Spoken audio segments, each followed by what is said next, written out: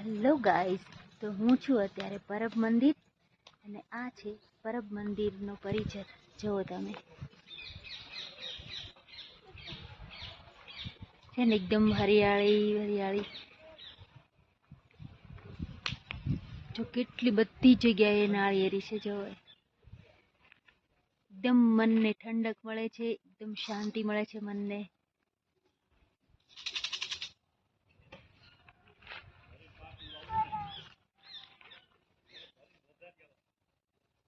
જો તમે નજારો કેવો સરસ છે. જો ઈવા ને એના પપ્પા શું કરે છે.